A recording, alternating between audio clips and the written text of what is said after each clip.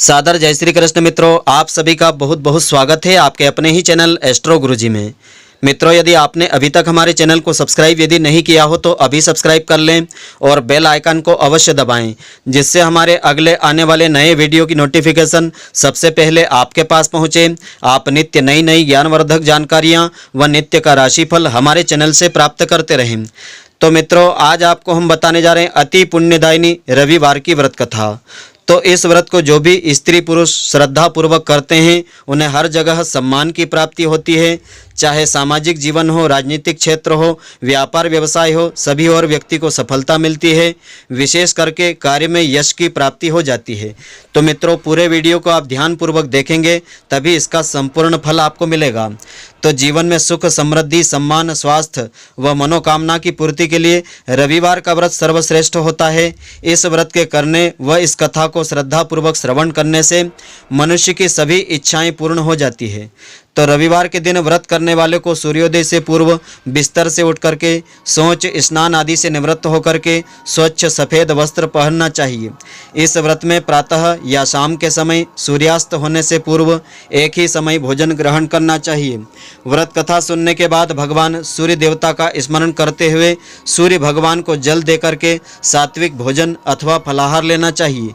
यदि किसी कारणवश सूर्यास्त हो जाए और व्रत करने वाला भोजन नहीं कर पाए तो अगले दिन सूर्योदय पर होने पर स्नान आदि से निवृत्त होकर के सूर्य भगवान को श्रद्धापूर्वक अर्घ्य दे करके और उनका स्मरण करने के बाद ही भोजन ग्रहण करें।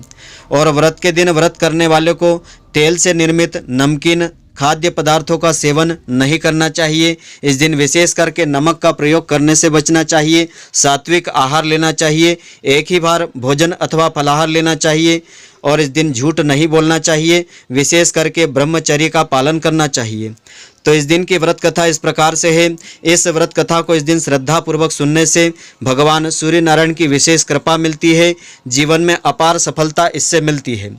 तो कथा इस प्रकार से है कि प्राचीन काल में कंचनपुर नगर में एक बुढ़िया निवास करती थी। वह प्रत्येक रविवार का व्रत किया करती थी। रविवार के दिन सूर्योदय से पहले उठकर के बुढ़िया स्नान आदि से निवृत्त होकर के अपने घर के आंगन को गोबर से लीप करके स्वच्छ किया करती थी। फिर सूर्य भगवान को जल प्रदान करते हुए रविवार की व्रत कथा सुन करके सूर्य भगवान को भोग लगा करके दिन में सिर्फ एक बार भोजन किया करती थी। सूर्य भगवान की कृपा से धीरे धीरे उसका घर धन धान्य से भर गया। उस बुढ़िया को सुखी समृद्ध होते देख करके उसकी पड़ोसन उससे ईर्ष्या करने लगी थी। बुढ़िया ने कोई गाय आदि नहीं पाल रखी थी, अतः वह आंगन लीपने के लिए अपनी पड़ोसन के आंगन में बंधी गाय का गोबर ले आती थी। पड़ोसन ने कुछ सोच करके अपनी गाय को अपने घर के भीतर ही बांध लिया। रविवार को गाय का गोबर नहीं मिलने से बुढ़िया अपना आंगन नहीं लीप सकी थी। अतः उस रविवार को उसने सूर्य भगवान को भोग अर्पण नहीं किया और उस दिन स्वयं भोजन भी नहीं किया।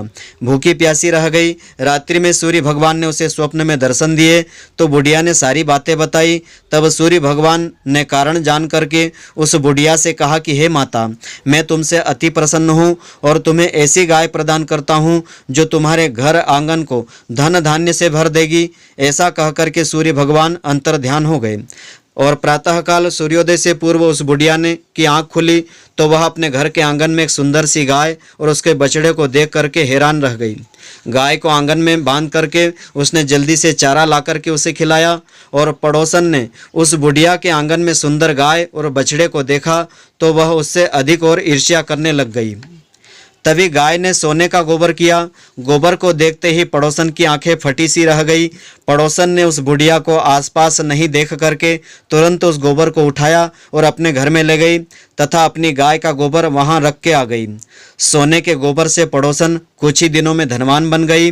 बहुत दिनों तक बुढ़िया को सोने के गोबर के बारे में कोई पता नहीं चल पाया। बुढ़िया पहले की तरह हर रविवार को भगवान सूर्य देवता का व्रत कर रही थी और कथा को सुनती थी। लेकिन सूर्य भगवान को जब पड़ोसन की चालाकी का पता चला तो उन्होंने तेज आंधी चलाई। आंधी का तीव्र प्रकोप देख करके बुढ़िया ने उस गाय को घर के भीतर बांध लिया।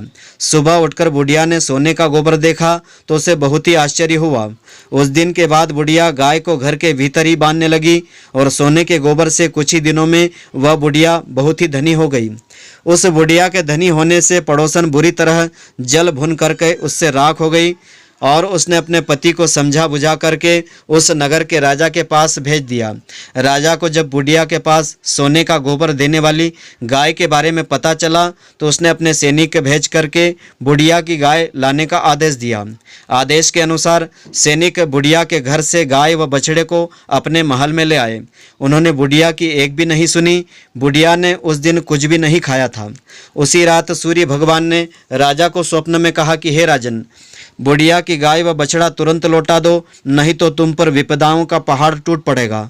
राजा ने भयभीत होकर के प्रातः उठते ही गाय और बछड़ा बुढ़िया को पुनः लौटा दिया। राजा ने पड़ोसन और उसके पति को उनकी इस दुष्टता के लिए दंड भी दिया। फिर राजा ने पूरे राज्य में घोषणा करवाई कि सभी स्त्री पुरुष रविवार का व्रत अवश्य करें। रविवार का व्रत करने से सभी लोगों के घर में धन धान्य की प्राप्ति हुई और चारों ओर खुशहाली छा गई थी।